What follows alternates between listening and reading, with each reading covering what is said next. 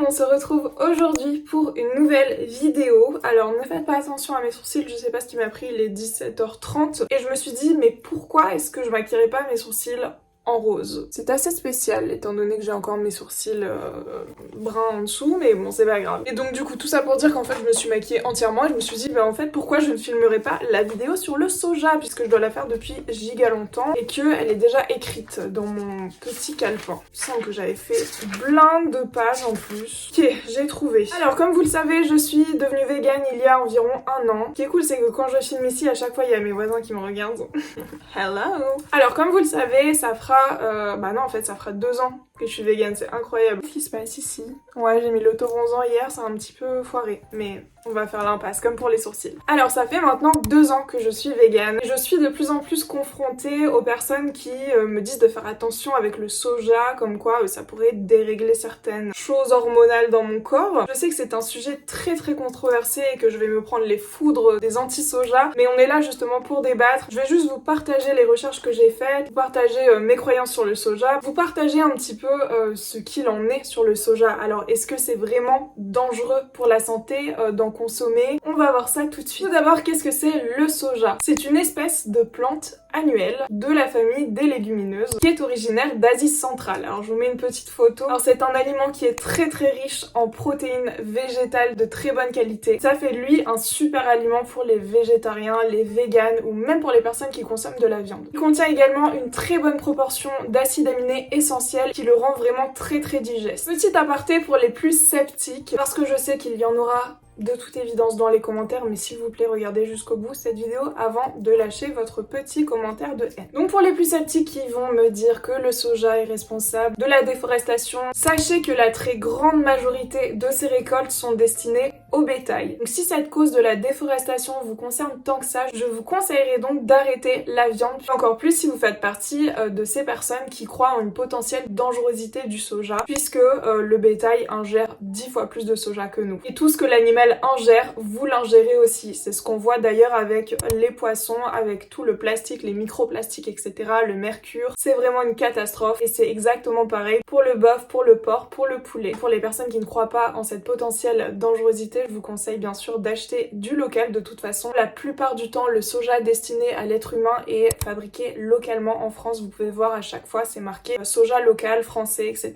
Donc c'est vraiment cool. Je pense par exemple au tofu. À chaque fois, moi je vois que c'est fabriqué en France et donc il n'y a aucun problème de déforestation à ce niveau-là. Petite parenthèse refermée, j'aimerais maintenant parler du soja et des hormones, puisque c'est ce qu'on entend le plus. En effet, le soja contient des phytoœstrogènes. Ces hormones sont déjà présentes dans tous les corps, hommes comme femmes comme non-binaires. Cependant, la quantité diffère d'un individu à l'autre. C'est apparemment la qualité de notre microbiote intestinal qui va jouer un rôle super important sur l'effet des phytoœstrogènes. Lorsque notre microbiote est en bonne santé, notre flore intestinale transforme ces phytoœstrogènes en équol.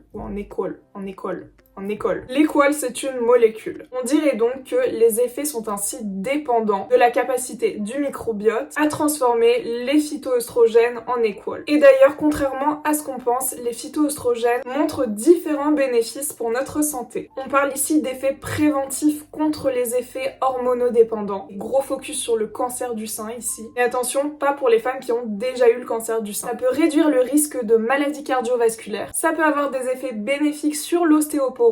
Ça contribuerait à la bonne expression de nos gènes. Comme vous le savez, la rumeur comme quoi le soja pourrait favoriser l'apparition d'un cancer du sein circule depuis déjà quelques temps. Le soja contient des isoflavones, c'est donc les fameux phytoœstrogènes qui ont un effet similaire quoique beaucoup plus faible à celui des œstrogènes produits par notre corps. Faut savoir également que le lait de soja est le lait le plus riche en fibres. Il facilite donc la digestion et lutte contre la constipation. C'est une excellente source de protéines et comme je vous l'ai dit au début de la vidéo, il contient tous les acides aminés que notre corps n'arrive pas à produire naturellement. Faut savoir que les graines de soja contiennent environ 35 grammes de protéines sur 100 grammes. C'est une excellente source de calcium, de minéraux, de magnésium, de phosphore, de potassium, de fer aussi et de toutes les vitamines du groupe B. On va revenir à nos isoflavones, enfin aux phytoœstrogènes si vous préférez, je peux même vous donner le nom des molécules. On retrouve la génistéine, la dedzéine, la glycitéine à l'intérieur donc de ces isoflavones qui sont donc plus généralement regroupés sous le terme phytoœstrogènes. Et par exemple, chez la femme ménopausée, la consommation d'isoflavones, donc de soja, montre une diminution importante allant jusqu'à 20% des bouffées de chaleur. Sachez également que les éventuelles associations entre les phytoœstrogènes et les cancers dits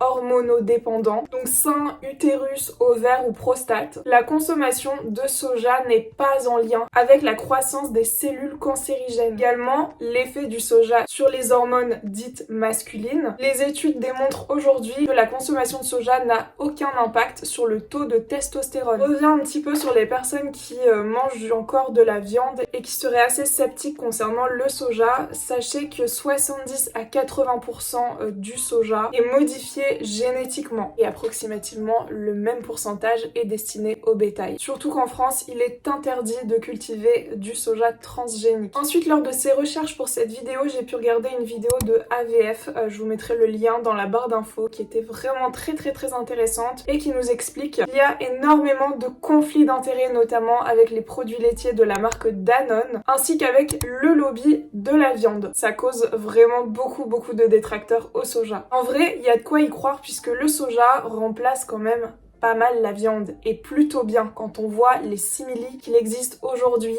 Je pense par exemple à la marque Eura, je pense à la marque Apivore, enfin il y a plein de marques maintenant qui font des dérivés de viande avec du soja et le résultat est juste spectaculaire. Donc ça a de quoi effrayer un petit peu les éleveurs et les lobbies de la viande. D'ailleurs dans cette vidéo, la personne nous rappelle que si vous vous inquiétez vraiment pour votre santé, petit rappel, voici une petite liste des perturbateurs endocriniens. Donc coupables de dérégler nos systèmes hormonaux et de nous rendre stériles notamment. De 1, les pesticides, notamment avec le bisphénol A qu'on peut retrouver dans les bouteilles d'eau et qui se transforme sous forme de microplastiques dans notre eau. Nos produits cosmétiques et d'hygiène, déodorants, savons, dentifrice, gel douche, tout ça, ça contient des perturbateurs endocriniens. Si vous ne faites pas attention et si vous achetez surtout en supermarché, il faut faire très attention. Moi je vous conseille de télécharger l'application Inky Beauty, même s'il faut pas tout prendre à la lettre, vous regardez juste les ingrédients, si c'est un allergène bien évidemment c'est ok. Contrairement au soja, ces hormones qui sont présentes donc dans les dentifrices, dans les savons, dans les gels douche, dans les shampoings, ces perturbateurs endocriniens imitent les hormones naturelles, se fixent sur nos récepteurs et transmettent des infos erronées. Ce qui n'est absolument pas le cas du soja. De toute façon les isoflavones sont bien évidemment ingérés en trop petite quantité. Et pour terminer, bien évidemment si vous faites attention à votre santé et que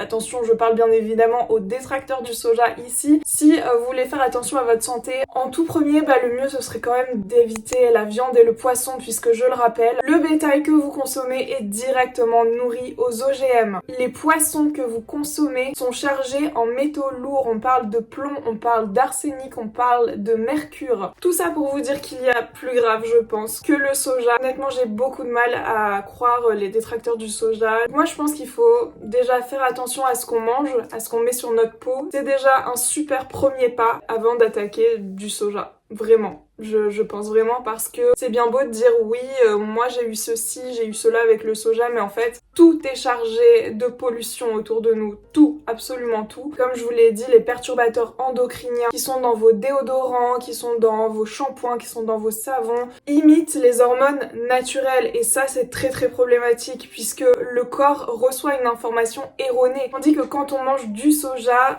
l'isoflavone qui vient en nous n'essaie pas d'imiter nos hormones. Voilà, en tout cas j'espère que cette petite vidéo vous aura plu. Je vous mettrai bien évidemment toutes les sources en barre d'infos. N'hésitez pas à me dire si vous consommez du soja. Personnellement j'en consomme en petite quantité bien évidemment. C'est comme pour tout. Même l'eau en quantité importante ça peut être dangereux. Donc voilà, on consomme de tout véganement à petite quantité et tout ira bien dans le meilleur des mondes. Et pour terminer cette vidéo, quoi de mieux que vous présenter la marque Koro qui justement vend des alternatives sous forme de soja. Ne faites pas attention à ma voix, je suis un petit peu malade. Mais regardez-moi ça, j'ai déjà mangé les 3/4 parce que c'est vraiment incroyable. N'hésitez pas en tout cas si vous ne connaissez pas Koro. C'est une boutique allemande végétarienne et végane. Vous pouvez vraiment trouver de tout. Également du seitan, je sais que beaucoup de personnes en cherchent. En fait c'est de l'imitation de viande tout simplement, bio en plus de ça et vraiment pas très cher. Donc à base de soja également. Ça pour vous dire, personnellement j'en mange tout le temps. Vraiment, parce que c'est mon truc quoi. Et si vous êtes plutôt réticent, vous avez les protéines de pois concentré de protéines de pois texturées avec 100% de pois jaunes. Vraiment génial. C'est à faire cuire et à faire revenir avec des épices, etc. C'est vraiment incroyable. Donc n'hésitez pas. Vous avez en tout cas moins 5% sur toute la boutique Coro avec le code douceurlila5. Voilà. Je vous fais plein de gros bisous et je vous dis à la prochaine. Ciao. Voilà, je vous fais plein de gros bisous et je vous dis à la prochaine. Ciao.